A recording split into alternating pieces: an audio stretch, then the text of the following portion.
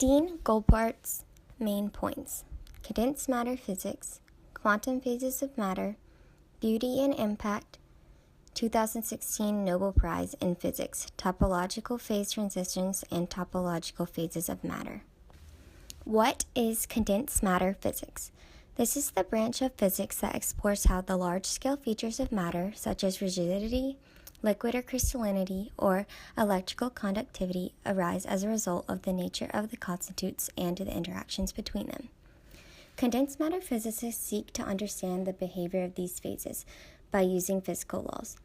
In particular, they include the laws of quantum mechanics, electromagnetism, and statistical mechanics. The most familiar condensed phases are solids and liquids, while more exotic condensed phases include the superconducting phase exhibited by certain materials at low temperatures, the ferromagnetic and antiferromagnetic phases of spins of atomic lattices, and the Bose-Einstein condensate found in cold atomic systems. The study of condensed matter physics involves measuring various material properties via experimental probes, along with using techniques of theoretical physics to develop mathematical models that help in understanding physical behavior. How do we go from basic objects to assembling them into a radically inconceivable interacting thing? We do so from ingredients to emergent collective phenomena. Emergent collective phenomena include carbon atoms to diamonds, electrons attracting to superconductivity, rod-like molecules to liquid crystals, integrant electrons to metallic magnets, 4 helium atoms to boson superfluids, 3 helium atoms to paired superfluids.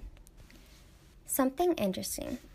There are many additive exotic states, such as fractional quantum Hall state, antiferromagnetics, cholesterol, smectics, electric crystals, and molten insulations.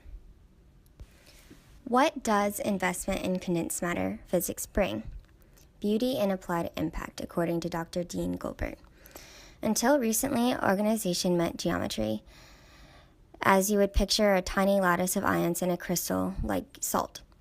However, in light of these ideas put forth by the winners of the 2016 Nobel Prize, many realized that the organism might be subtler and more elusive, and it can be invisible geometry, but it can be detected via topology. Quantum phases of matter. Quantum phases are quantum states of matter at zero temperature. Even at zero temperature, a quantum mechanical system has quantum fluctuations and therefore can still support phase transitions. These phases of matter exhibit properties and symmetries which can potentially be exploited for technological purposes and the benefit of mankind. The difference between these states and the classical states of matter is that classically, materials exhibit different phases, which ultimately depend on the change in temperature and/or density or some other macroscopic property, whereas quantum phases can change in response to a change in a different type of order parameter of the system at zero temperature. Temperature does not have to change, basically. The order parameter plays a role in quantum phases analogous to its role in classical phases. Some quantum phases are the result of a superposition of many quantum phases.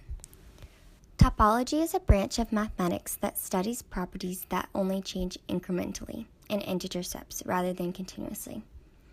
The Nobel Prize in 2016 was awarded to partly David J. Thales and the other half to F. Duncan and M. Haldane at Princeton University and J. Michael Kosterlitz at Brown University. In the 1970s, the first insight came to Thales and Kosterlitz when they were working together to overthrow the long-held consensus that phase transitions such as superconductivity, or the flow of current without resistance, and superfluidity, a fluid possessing zero friction, simply cannot occur in two-dimensional systems due to thermal fluctuations, even at absolute zero. They found instead that cold two-dimensional systems could in fact undergo phase transitions through a totally unpredicted phenomenon, the formation of pairs of vortices at very low temperatures that then suddenly drift apart as the temperature rises past a certain thermal threshold. This is called the KT transition, and it is universal. It has been used to study superconductivity in thin films as well as explain why superconductivity dissipates at higher temperatures. Basically, Thouless and Kosterlitz demonstrated that superconductivity could occur at low temperatures, and they also explained the mechanism, which was phase transition, that makes superconductivity disappear at high temperatures. In the 1980s, Thouless and Haldane each studied how the conductivity of electricity in quantum systems followed topological rules. Thouless examined the quantum Hall effect, which was a previously known phenomenon in which strong magnetic fields and cold temperatures in thin layers of semiconductors cause electric conductance to change only in precise integer steps, rather than continuously. He was able to explain that very thin electrically conducting layers in which conductance was precisely measured as integer steps were topological in their nature.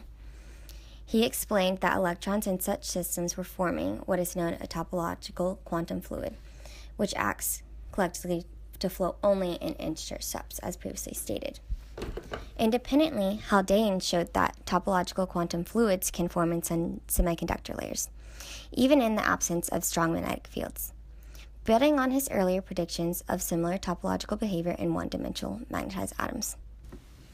Their work gave new insights into the behavior of matter at low temperatures and has helped lay the foundation for the creation of new materials called topological insulators, which could allow the construction of more sophisticated quantum computers.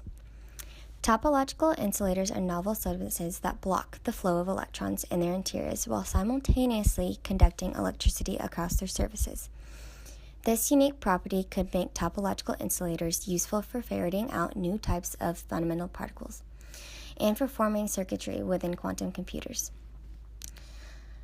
This work has basically told us that quantum mechanics can behave in a far more strange manner than we previously thought.